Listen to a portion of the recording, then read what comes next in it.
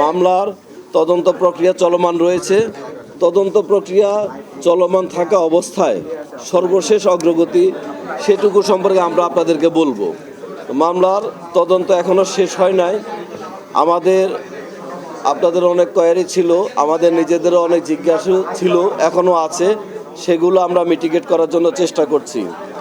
সীমান্ত দাস এবং মুগ্ধ দাস তারা বিজ্ঞ আদালতে স্বীকারোক্তিমূলক জবানবন্দি দিয়েছে। আপনারা জানেন, আদালতে যখন জবানবন্দি দেয়া হয় সেখানে পুলিশ থাকে না, পুলিশ তাদের দৃষ্টিসীমার মধ্যেই থাকে না, এবং সেখানে কোর্ট তাদেরকে কিছু প্রশ্ন করে কোর্টের প্রসিডিউর অনুযায়ী তাদেরকে জিজ্ঞাসা করা হয়। আমি সেগুলো আপনাদের বোঝার সুবিধার্থে একটু বলছি। বিজ্ঞ আদালত থেকে বলা হয়, আমি পুলিশ নই, ম্যাজিস্ট্রেট, আপনি জানেন কি না? ওনার উত্তর, হ্যাঁ আমি জানি। আপনি দোষ স্বীকার করতে বাধ্য নন, জানেন কি না? জি জানি। আপনি দোষ স্বীকার করলে উক্ত স্বীকারোক্তি নেই আপনার অনুযায়ী আপনার সাজাও হতে পারে, জানেন কি? হ্যাঁ জানি। আপনাকে কেউ কিছু শিখিয়ে দিয়েছে কি না? না। আপনি যা বলেছেন স্বেচ্ছায় সজ্ঞানে নির্ভয়ে বলেছেন? হ্যাঁ বলেছি। আপনি দোষ স্বীকার না করলে আপনাকে আর পুলিশ হেফাজতে দেওয়া হবে না, বুঝেছেন কি? হ্যাঁ বুঝেছি। আপনি দোষ স্বীকার কেন করেছেন? নিজের মনুষ্যত্ব বোধ হতে, অনুতপ্ত হয়ে। আপনার দৃষ্টিসীমার মধ্যে পুলিশ আছে কি না? না, নেই। এইসব সুযোগগুলা দিয়ে বিজ্ঞ আদালত তাদের নির্দিষ্ট প্রসিডিউর অনুযায়ী আসামিকে সেই সুযোগগুলো দেয় এবং আসামি স্বেচ্ছায় স্বীকারোক্তি দেয়। সেই স্বীকারোক্তি দেওয়ার ক্ষেত্রে আসামি আমাদের কাছে প্রাথমিক জিজ্ঞাসাবাদে যেটুকু তথ্য দিয়েছিল তার থেকেও বেশি তথ্য, আরও অনেক কিছু ক্লিয়ার হয়ে গেছিল বিজ্ঞ আদালতের জবানবন্দিতে। আদালতের জবানবন্দিতে সীমান্ত দাস যেটা বলেছিল, তিনি কাপড়ের দোকানে কাজ করেন। সিদ্ধার্থ দাস, আমি প্রথম সিদ্ধার্থ দাসের বক্তব্যের সারাংশ আপনাদেরকে একটু বলবো। যিনি করেছিলেন, তিনি গণপতি চক্রবর্তী স্যারের বাড়ির সাথে তাদের বাড়ি লাগানো ছিল, উনাকে স্যার ডাকতেন। গণপতি স্যারের বাসার জমি সিদ্ধার্থদের পূর্বপুরুষদের জমি ছিল। গণপতি স্যার জমি কিনে বাড়ি করেন। সিদ্ধার্থ দাস স্বর্ণের দোকানের কারিগর হিসেবে কাজ করে। ইয়াবা, তার বক্তব্য অনুযায়ী আমি হুবহু একটু বলি। ইয়াবা আগে মাঝে মধ্যে উৎসব হলে খাইতাম। গত এক মাসে প্রতি বৃহস্পতিবার একটা করে ইয়াবা খাই। ঘটনা 21 তারিখ শুক্রবার ভোরের সময়। সম্প্রতি আমার বড় ভাইয়ের বিয়ে হয়। আমি পুরোপুরি বলবো না, আমি একটু চেঞ্জ করে মানে আমাদের ভাষায় বলি, এটা কোর্টের বিষয়, এই জন্য পুরোপুরি বলা যাবে না। তার বড় ভাইয়ের বিয়ে হয়ে যাওয়ার পরে প্রাইভেসির জন্য সে বিজয় কাকুর বাসায় 6-7 মাস ধরে ঘুমায়, খাওয়া দাওয়া করে, বাসায় থাকে, বিজয় কাকুর বাসায় ঘুমায়। গত 1 মাস ধরে বৃহস্পতিবার সীমান্তদের বাসায় থাকে। সেই সীমান্তর সাক্ষ্য বিজ্ঞ আদালতে 164 দ্বারা জবানবন্দি নেওয়া হয়েছিল। সীমান্ত নেশা করে না, ঘটনার বিষয়ে কিছু জানে না। বৃহস্পতিবার রাত 12টার পরে সিদ্ধার্থ দাস ইয়াবা নিয়ে অপর আসামি মুগ্ধ দাস সহ সীমান্তদের বাসায় যায়। সেখানে তারা 3টা ইয়াবা সেবন করে। রাত 3টার দিকে তাদের আরও ইয়াবা সেবন করতে ইচ্ছে হলে ইয়াবা ব্যবসায়ী শান্ত, গ্রাম কামাল কাসনা, এর কাছে গিয়ে ফোন দিয়ে আরও 4টা ইয়াবা নিয়ে আসে, ইয়াবা নিয়ে ডাকে। এই পর্যায়ে আমি এরপর শান্তর বাড়ির সামনে থেকে 4টা ইয়াবা নেই। আমরা তদন্তে পেয়েছিলাম সেই ইয়াবা ব্যবসায়ীকে গ্রেপ্তারের প্রচেষ্টা আমাদের চলতেছে এবং আশা করি খুব দ্রুত সে আইনের আওতায় আসবে। তো সব শেষে তারা ইয়াবাটা যে নেয়, এটা মোবাইল ফোন জমা দিয়ে বন্ধক রেখে ইয়াবা নেয়। পরবর্তীতে ঘটনার পরে ওখান থেকে 15,000 টাকা 2 আসামি নেয়। সেখান থেকে এই সিদ্ধার্থ দাস 3,500 টাকা ভাগে পায়। ওই 3,500 টাকা দিয়ে যে বন্ধক রাখা হয়েছিল সেই মোবাইল ফোনটা ছাড়িয়ে নেয়। শান্তর বাড়ির সামনে থেকে 4টা ইয়াবা নেয়। তারপর সীমান্তদের বাসায় গিয়ে, ওই সাক্ষী সীমান্তদের বাসায় গিয়ে মুগ্ধ সহ গিয়ে ওখান থেকে আবার রাত 3টার পরে বের হয়। রাস্তায় কুকুর থাকায় তারা প্রাচীর টপকায় দেবুদের বাসা যায়। দেবুদের বাসার ছাদে যায়। দেবুদের বাসার ছাদ ফাঁকা হওয়ার কারণে সেখানে বাতাস খোলামেলা হয়। ছাদ থেকে গণপতি স্যারের বাসার ছাদে যায়।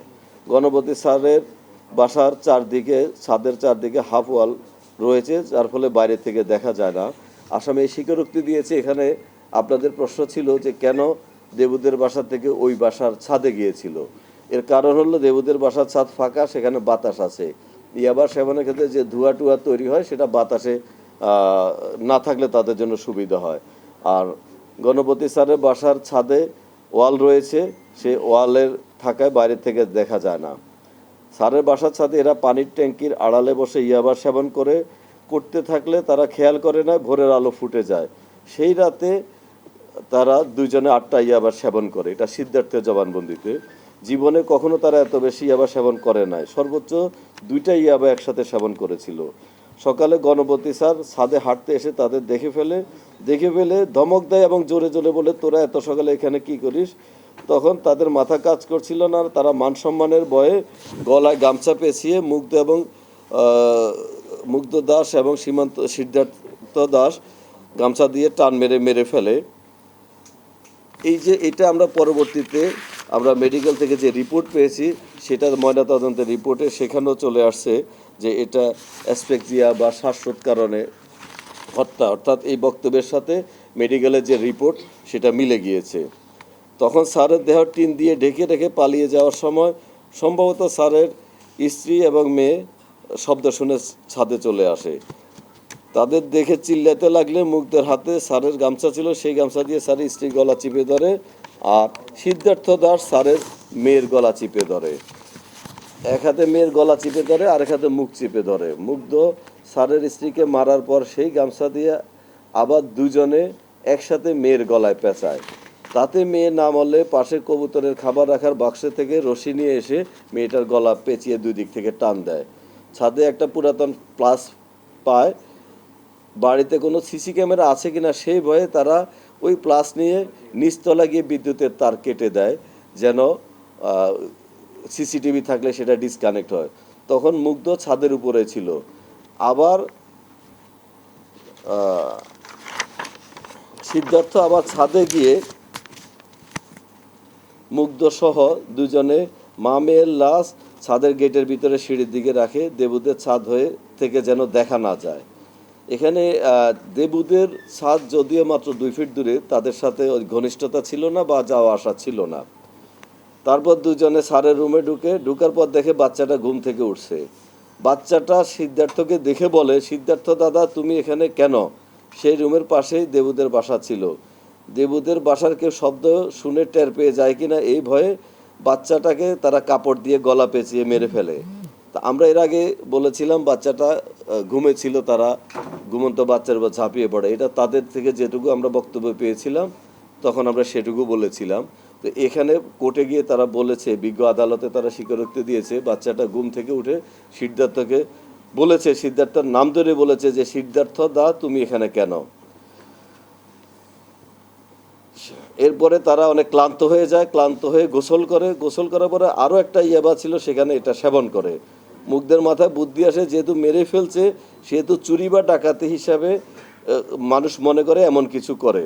তখন তারা ড্রয়ার খুলে সব এলোমেলো করতেছিল, মুগ্ধ অলংকার এনে দিচ্ছিল সিদ্ধার্থ সেই অলংকারগুলো প্লাস্টিকের বাক্সে এবং কাপড়ের প্যাকেটে ঢুকাচ্ছিল। এরপরে সেই বাড়িতে তারা টাকা পায় 15,000। জুম্মার নামাজের সময় স্যারের বাসার ছাদ হয়ে দেবুদের বাসার ছাদ দিয়ে সাবধানে দেয়াল টপকায় বাইরে বের হয়ে যায়। মুগ্ধ সেই 15,000 টাকা নিয়ে গিয়েছিল। স্বর্ণ সিদ্ধার্থ নিয়ে গিয়েছিল, নিয়ে রাস্তার গলিতে রাখে। পরে কাউকে বুঝতে না দিয়ে পূর্ণিমা কাকির বাসার পেছনে মাটিতে পুঁতে রাখে। বিজয় কাকা, পূর্ণিমা কাকি তারা এসব বিষয়ে কিছু জানতো না। বাসায় গিয়ে আবার গোসল করে মুগ্ধের কাছে আবার যায়, গিয়ে 3,500 টাকা নেয়। এই 3,500 টাকা দিয়ে পরবর্তীতে যে মোবাইলটা বন্ধক ছিল সেটা উদ্ধার করে। পরের দিন মুগ্ধের সাথে যোগাযোগ হয় না, বাসায় ছিল। এরপরে তাকে পুলিশ ধরে নিয়ে আসে। এটা স্বীকার করেছে, তার সামারিটা এইরকম। তার নাম মুগ্ধ দাস, অপর আসামির নাম সিদ্ধার্থ দাস।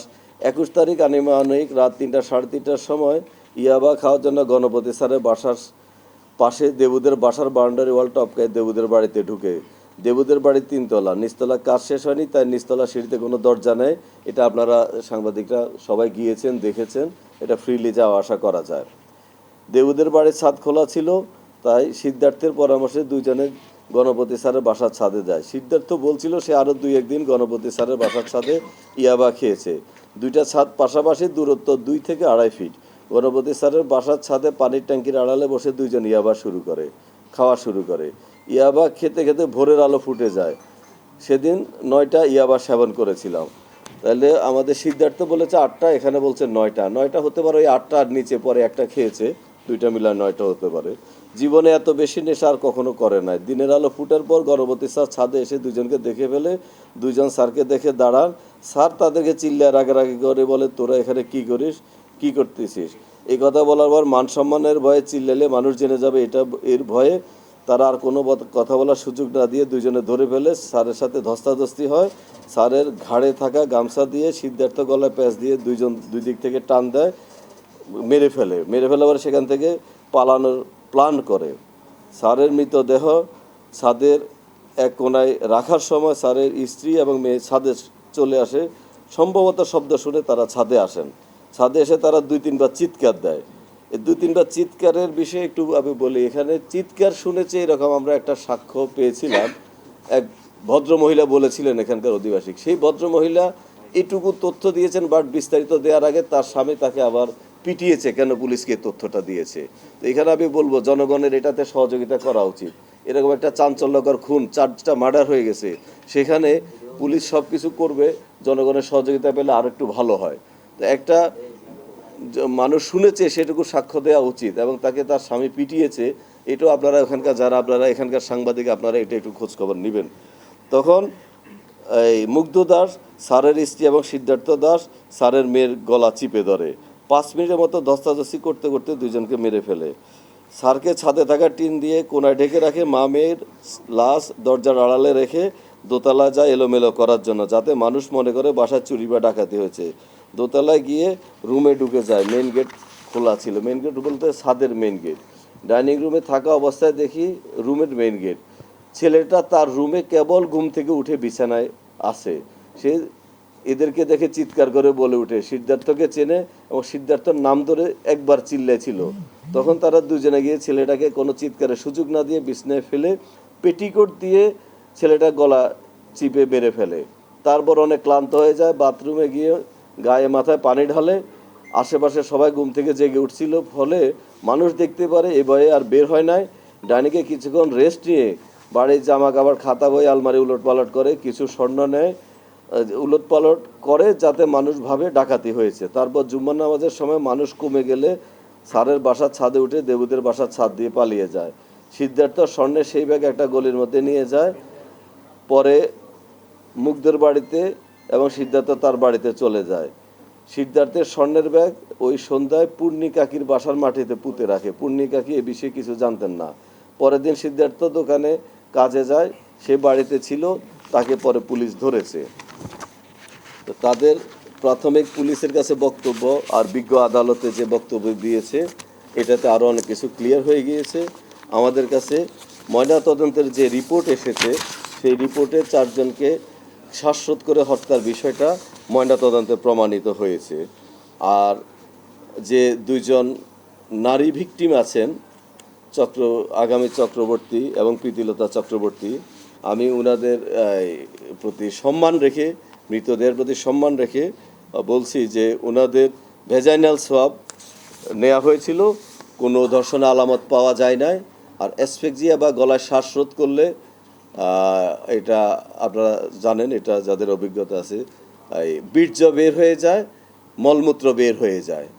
এই বীর্য হলো ওই ডেড বডির বীর্য, এটা অন্য কোনো বাইরের বীর্য না। আর এটা আমরা একটা দেখছি যে একজন ডোমের কথা একটু প্রচলিত হয়েছে, সেখানে কিন্তু বলছে যে তার বীর্য বের হয়েছে, অর্থাৎ ভিকটিমের। তো এটা হলো গলায় ফাঁস লাগলে এবং চোখগুলো একটু ওই বের হয়ে আসে, এটা হলো গলায় ফাঁস লাগলে এই জিনিসগুলো হয়। আর পোস্টমর্টমের রিপোর্টে এগুলো ক্লিয়ার হয়ে গিয়েছিল। সমস্যা দৌড়ে পালিয়ে যাচ্ছিল, পালিয়ে গিয়ে 3 কিলোমিটার দূরে গিয়ে সে একটা শ্মশানের মধ্যে আশ্রয় নেয়। সেই শ্মশানের যে কেয়ারটেকার বিদ্যুৎ দাস শ্মশানের গার্ড, সে একাই থাকে। শ্মশানের বিদ্যুৎ দাসের সাথে আমরা কথা বলেছি, তিনিও কোর্টে 164 ধারা জবানবন্দি দিয়েছেন। বিদ্যুৎ আশ্রয় দেয় না, এর পরক্ষণেই পুলিশ সেখানে পৌঁছে যায়, পুলিশ তাকে টেক ওভার করে হ্যান্ডকাপ লাগায় নিয়ে আসে। তো সেই বিদ্যুৎ দাসের বক্তব্য আমরা নিয়েছি। সিদ্ধার্থ দাসের মা জানিয়েছেন তাদের সাথে, অর্থাৎ এই গণপতি স্যারের পরিবারের সাথে খুব একটা মিশতেন না ওনারা। আপনারা জানেন এই হিন্দু সম্প্রদায়ের মধ্যে জাতের একটা বিষয় আছে। স্যাররা ছিলেন ব্রাহ্মণের জাত, আর অন্যরা ছিল মাসুয়া পাড়ার একটু জাতের একটা পার্থক্য ছিল, এটা যার জন্য মেশা কম হতো। আর আমরা আগামী চক্রবর্তীর যার সাথে বিয়ে হওয়ার কথা ছিল অদিত কর, পেশার ছাত্র, ওনার সাথে আমরা কথা বলেছি।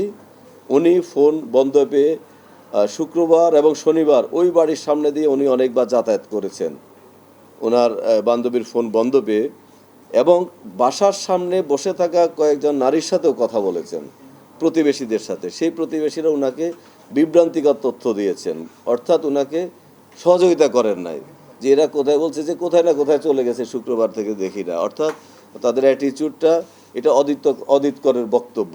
অদিত কর বারবার এখানে সে ঘোরাফেরা করছিলেন, বাসা বন্ধ ছিল, ফোন বন্ধ ছিল।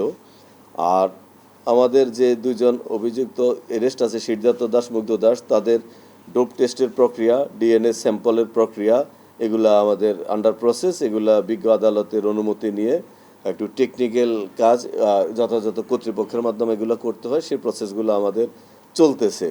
আর ওই যে বন্ধুর সীমান্ত দেশের বাসায় ওই ঘটনার আগে তারা 3টা ইয়াবা সেবন করেছিল, সেই সীমান্ত দাস কোর্টে স্বীকারোক্তিমূলক জবানবন্দি দিয়েছেন সাক্ষী হিসাবে। তো এই হলো আমাদের অগ্রগতি। আর মামলাটা এখনও মামলাটার পরবর্তী কোনো আপডেট পেলে, যেহেতু এই মামলাটা অত্যন্ত চাঞ্চল্যকর মামলা, দেশ বিদেশের জনগণের সবার এটা জানার প্রতি আগ্রহ আছে, আমরা আপনাদেরকে ডেকে পরবর্তী তথ্য অগ্রগতি আমাদের পক্ষ থেকে যিনি থাকবেন তিনি আপনাদেরকে জানাবেন। আর আমার এই ঘটনাটা ঘটে গত 21 তারিখ রাতে, মামলাটা হয় 23 তারিখ। তো এর আগে আমার বদলি হয়ে আছে আরও 10 দিন আগে, এই মাসের 12 তারিখে, 12ই আগস্ট। এই 12ই আগস্ট তারিখে বদলি হয়ে আছেন আমার। তো সে যেখানে বদলি আছেন সেখানে যিনি আছেন ওনার বদলি হয়েছিল না, এই জন্য আমরা যেতে পারি নাই। তো উনি ওনার অন্য জায়গায় বদলি হয়েছিলেন, অন্য ইউনিটে। উনি আমার সিনিয়র, উনি চলে গেলে আমি সেখানে আমার দায়িত্ব নিব ইনশাল্লাহ। এটা হলো একটা বদলি, পদায়ন, এগুলো হলো একটা চলমান প্রক্রিয়া, স্বাভাবিক প্রক্রিয়া। এটার সাথে এই মামলার সম্পর্ক নেই, কারণ বদলিটা এই মামলার 10 দিন আগে হয়েছে, অর্থাৎ 10 দিন পরে এই মামলাটা হয়েছে। আর মামলা যিনি থাকুক, এই চেয়ারে যারাই থাকুক, তারা সর্বোচ্চ পেশাদারিত্ব নিয়ে এবং আইন বিধি মোতাবেক মামলার তদন্ত কাজ পরিচালনা করবেন। তাদের বংশরা, শরিকরা, তারা ওটা ভালোভাবে নেয় নাই, এবং তারা শরিকরা যারা আছে তারা সবাই টাকা যেটা পাওয়ার কথা, তাদের অংশীদাররা ওই টাকাটা পায় না। আনুপাতিক হারে তাদের যে ইয়েটা আছে, শরিকরা, এটা তারা টাকাটা পায় না। তাদের এটা নিয়ে একটা মনের মধ্যে একটা ক্ষোভ থাকতে পারে, সেদিকটা আমরা দেখতেছি। আরেকটা হলো এখানে গণপতি স্যারদের ফ্যামিলির সাথে, ওটা মাসুয়া পাড়া, বেশিরভাগ লোক হলো দাস বংশের, আর স্যাররা হলেন ব্রাহ্মণের জাত। সেখানে একটু ব্যবধান ছিল, অর্থাৎ মেলামেশা, রাস্তাঘাটে দেখা হতো, কিন্তু বাসাটা আসা যাওয়া এটা ছিল না। এটা তো তাদের মনের মধ্যে কোনো ক্ষোভ থাকতে পারে। এই দুটো বিষয়, এগুলো আমরা দেখতেছি।